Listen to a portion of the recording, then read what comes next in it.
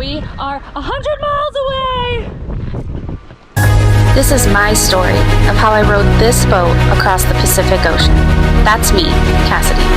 Come relive every unforgettable moment with me through the incredible highs and the intense lows during my 38 days, 9 hours, and 3 minutes at sea. The last full 3 days at sea before it would be the day that we crossed the finish line. Day 36 brought a special surprise of a boat passing by. We see a boat! First humans in 36 days! It looks small on camera, but it's a pretty big boat and he's coming right for us. This was so exciting to see human life up close for the first time in over a month. Sadly, our batteries still weren't charged up enough for the radio to be in use to say hi, but we were able to wave from afar. Hi, people! Watch them just sleeping and they don't even say. Yeah.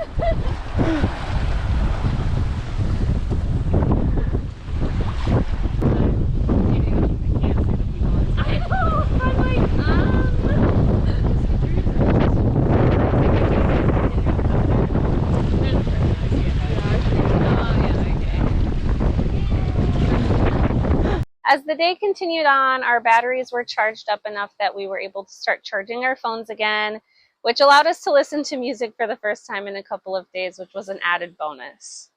But somehow, even on day 37, I was still disoriented about the time and when my shift was every single time I woke up. I don't know what it is, but it's day 37 and for some reason I still get extremely disoriented on like when I'm supposed to go out for my shifts. Like for my 7 to 10 a.m. shift, my alarm goes off at 6:45. I start getting ready, I get out there, I go to the bathroom, and I get on the oars. For whatever reason, multiple times, including today, day 37, we're 2 days away from being done. I wake up at 6 o'clock and start getting ready, and I'm like, am I supposed to go out there? Am I late? No, I'm supposed to be sleeping. I don't know what it is. And then sometimes, like, during like this shift, I'll wake up multiple, like this off shift, I'll wake up multiple times. Like I'll get like 30 minutes of sleep and wake up and like be ready to go. And then I'm like, oh, I got like 2 more hours. I'll fall back asleep and wake back up. I don't know, it's weird. You think that you would know and you would be used to it by now, but for whatever reason, it's still extremely disorienting and very confusing, and figuring out what time it is and when you're supposed to be out there is hard. But whatever, I fell back asleep and woke up on time and went out for my shift, so no big deal. On day 37, I realized that our estimated arrival day was the same day our boat Spitfire arrived in this race last year with Team Hodl.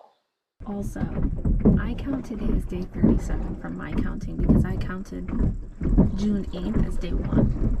But YB Races is considering today day 36 because they don't count June 8th as day 1, they count it as day 0. And then when we do full 24 hours, that's day 1.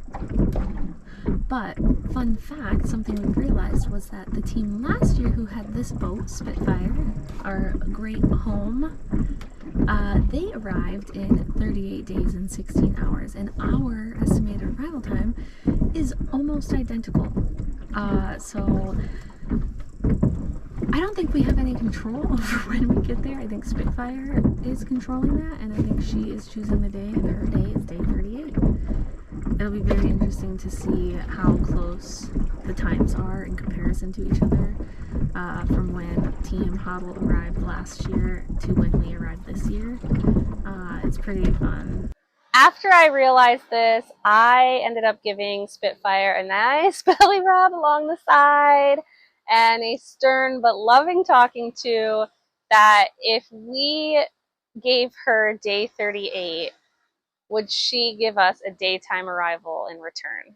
We went back and forth through all of our preparations for the race and during the race, if a daytime or nighttime arrival was better and which one we preferred. Ultimately, we all wanted to see the beauty of Kauai as we arrived and to be able to see all of the familiar faces and our friends and family when we got there. The day before we arrived, we were treated by some really awesome stars before the sun came up, followed by a beautiful sunrise. We were actually lucky enough to be moving so fast, we didn't even need to row, and we're able to just sit there and enjoy it. Day 38, it's the last day before finish day, which is super exciting. I just finished my 7 a.m. to 10 a.m. shift, and it was good. I was a little sleepy the first half, but once it started getting light and we could see the sunrise, I was waking up. Me, Elena, and Laura watched the sunrise, and we were just cruising. We did like a 15 and an 18-minute mile. So for like 40 minutes, we just sat there watching the sunrise and cruising along, which was really nice. It was very pretty. We're super happy to get our last sunrises and sunsets because it's been quite cloudy the last few weeks, but it's here. I only have one more sunrise shift.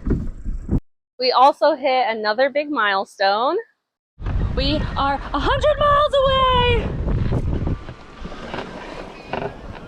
And it felt so good to be in double digits and so close to reaching land. I finally decided to do a boat tour of both in the cabin. Okay, let's do a cabin tour. It's 2 days until I get back to land and I haven't done this yet, so it's a little crazy in here, but I want to show you guys what I live in. Okay, so this is our sticker motivation wall. Kate and I both have some from family. Got my neck buffs hanging up there. Our cabin light. Knife in case we need it. And then this is my side. So just a bunch of junk. These are my nets. So everything I have in here. I've got my vitamins, phone for an alarm. Also, I've been keeping like a journal and my notes app on there. Got some charging cables. I've got back here some elements that I haven't drank, and then also my cabin clothes. So those are the clothes that I only wear in the cabin that stay dry.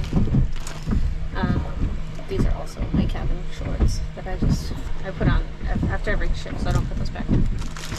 Cards that my mom and Trent wrote me.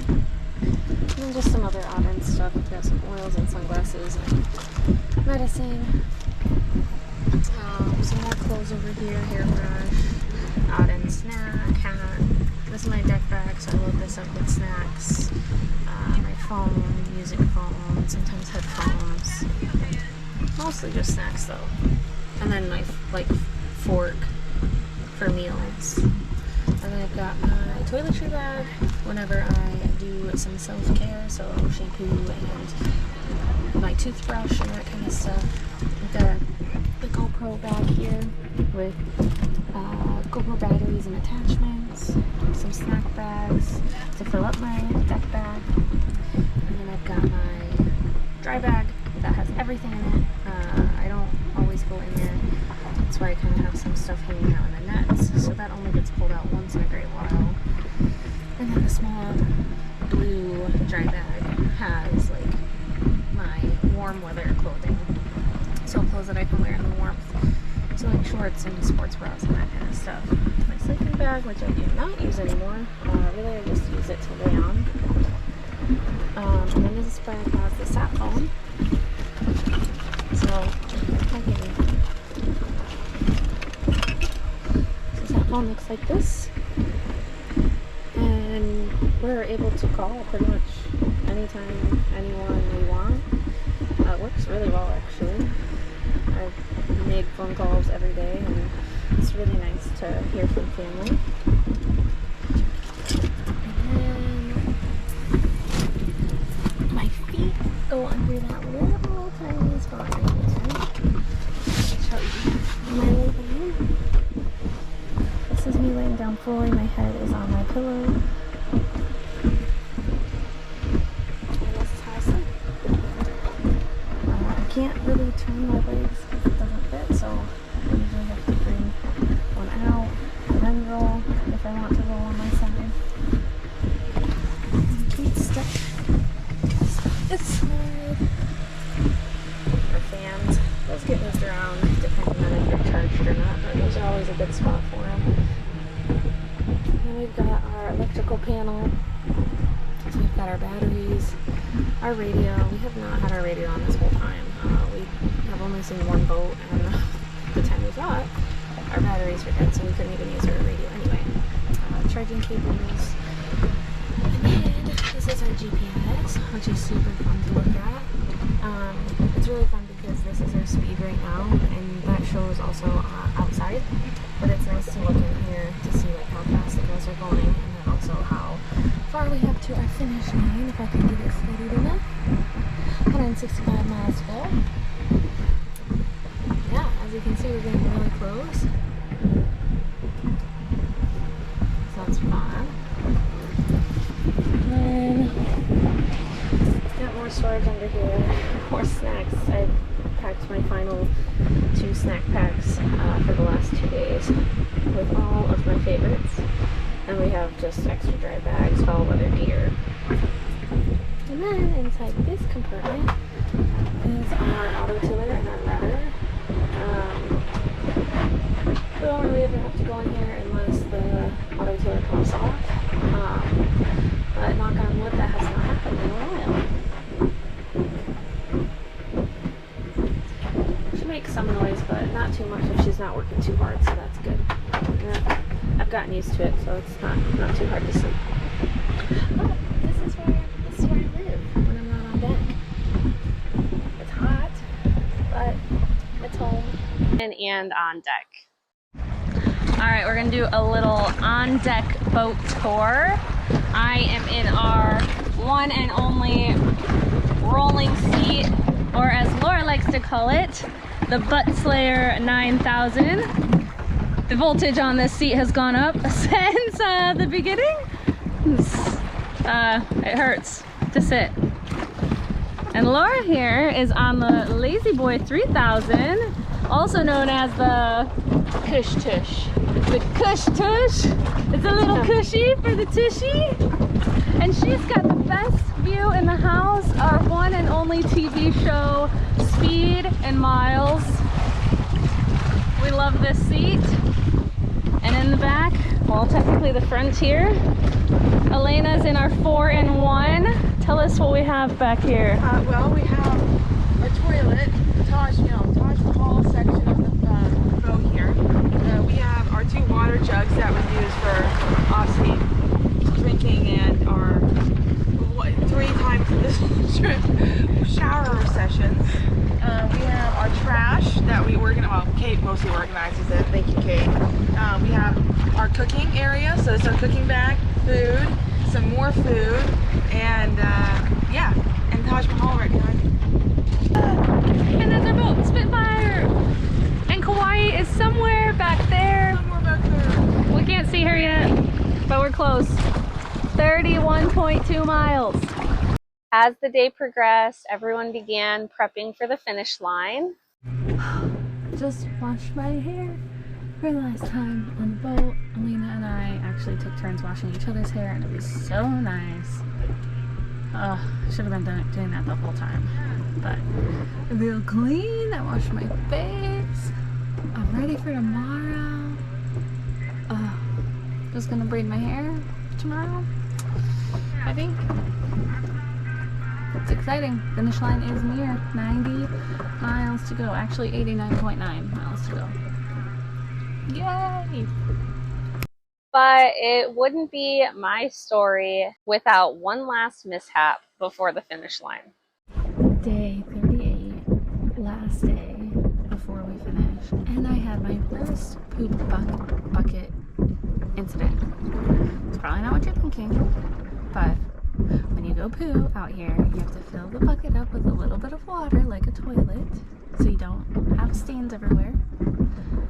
And sometimes it's really hard to do that because you're leaning over the boat, and sometimes a wave will come and a bucket will fill up with a lot of water, and it's very heavy, and you let go and it's a pain. call today when I was going poo. I went to fill up the bucket, and a wave caught it, and the carabiner with the paracord that's attached to the bucket so the bucket doesn't fall overboard came and pinched me in the armpit. I don't know if you can tell, but it freaking hurts. Thank goodness it's the last day and I don't have to row much with this because it is in a prime spot to be irritated. This hurt so bad when it happened, but thankfully it wasn't a lasting pain, and we were so close to land, I don't even think I cared that much. These last couple days, I was reminiscing a lot on the experience this ocean crossing was. This was on day 37. Less than 48 hours. Only 8 shifts left to row. It's super, super exciting. A little bittersweet. I'm gonna miss it out here. It's been a journey. It's been hard and it's been fun. It's been wild. It's been a roller coaster of emotions. It's been a roller coaster of pain. I've had days without pain in like the last week. And then I've had back-to-back days with grueling pain. But overall, I'm healthy and I'm strong and I feel good. I just can't believe what an experience this has been. Yeah, it was definitely unbelievable in the best way possible, and also some of the worst ways possible. I've learned a lot about myself. I've learned a lot about what I want, what I don't want. I've learned a lot about what I need, and what I don't need.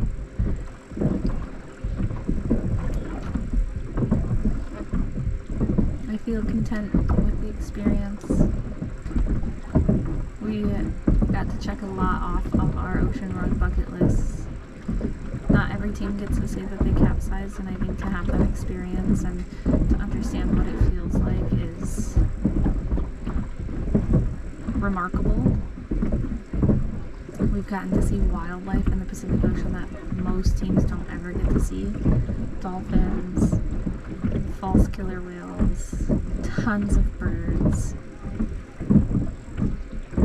We're just very, very lucky in that sense. We've had so many good experiences and we've overcome so much.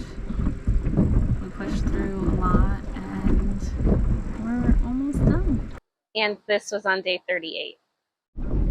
Just had my last 1 a.m. to 4 a.m. shift and it was just fun.